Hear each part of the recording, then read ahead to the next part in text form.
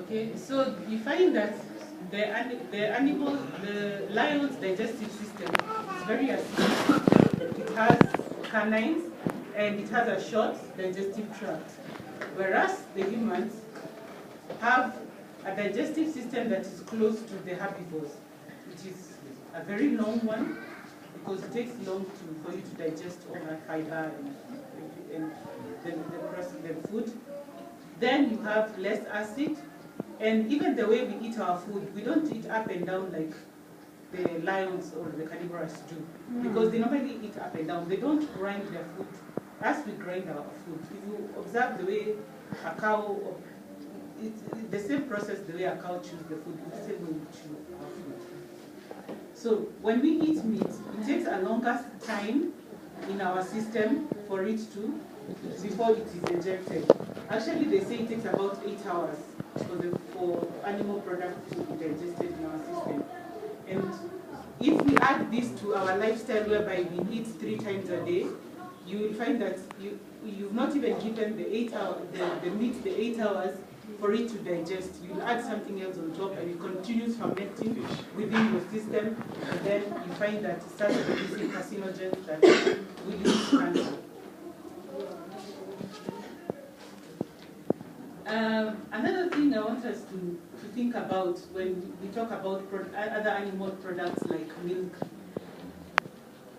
The elephant is the largest mammal on earth, that walks on the face of the earth, and yet it does not drink milk. Where does it get calcium to sustain its weight and the bones? It gets it from plants. And that is where we're supposed to get our calcium sources from. When we take animal products, we're just taking second degree, we just let the animal get the food from the plants, then again we go and eat the animal. I don't know whether anyone has anything to add on. Question? Thank you. I was to look also at the teeth of man, how the teeth of man have been made and also how they're adapted to eat what. If you look carefully at the teeth of man only has one canine up and a canine down on both sides. It's 4 canines, all right? And most of them are made of the molars and the premolars. So if you look at what our teeth have been designed for, you realize that actually meat was not in the design of the way our teeth were put or designed. Meat was not in that plan. So therefore you realize that even the way we would eat meat, it won't be appropriate for us, And also, if you look carefully at the trend in the world today, lifestyle diseases.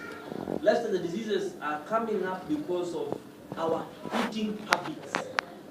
There is, meat is the first, normally the first victim. But if you look at other foods that we eat, be it fat, be it fries, so-called fries, name it. You look at the vegetable content in our food, it's so limited. So limited that we are actually moving to a time whereby our lifespan is going to be very, very short because of how we eat. So it's advisable. And that's why vegetarian eating and living is something which is advisable to everyone as much as possible. But if you are in a place where you can't, like in a dry or in the northeastern Kenya, for example, then certain places there's a saying that says what goes in is what comes out. I want to, after this, for those of you who have time, there's something I want to show you on YouTube. There's a presentation a doctor did on foods that kill. This guy is not an Adventist, he's not a Christian as much as I can tell, but I know he's a scientist. He's a smart scientist as you can get. And he gives a testimony on how he came to accept that the vegan diet is the way to go. So I'd like to share that with you. And secondly, I would like to tell you that what you eat is actually what is going to be in your system. If you eat animal products, you're going to make your system fatty. Have you ever heard of someone having a heart attack from eating too much vegetables? But you hear of someone who had a heart attack from eating a diet that was high in cholesterol. So we need to be very careful in what we give this body. This body is for the glory of God, and it's His temple. We need to take care of it the best way we can. I know I have talked to you about these things. You may not be able to change today. I know you may know this, but you may not be able to change. But what I'm going to advocate for is try as much as possible to live a healthy lifestyle. If you can't stop eating meat, then give yourself 8 hours before you add something else in your system. But in the meantime, please drink a lot of water so that you can flush out the carcinogens that are being produced by what you have eaten. Another thing, just try and go for a 30-minute walk every day. It's good for the system. It will rejuvenate the system. It will rejuvenate the immune system and help you to fight diseases. If you're going to eat meat as well, make sure you also increase your intake of vegetables and fruits. Eat a lot of vegetables and fruits. We have seen that vegetables can protect you from cancer and other diseases. Please increase that. Another thing that I have not mentioned, and I probably should, is that a lot of people who have hypertension is that they get their sodium, which is from normal salt, from animal products.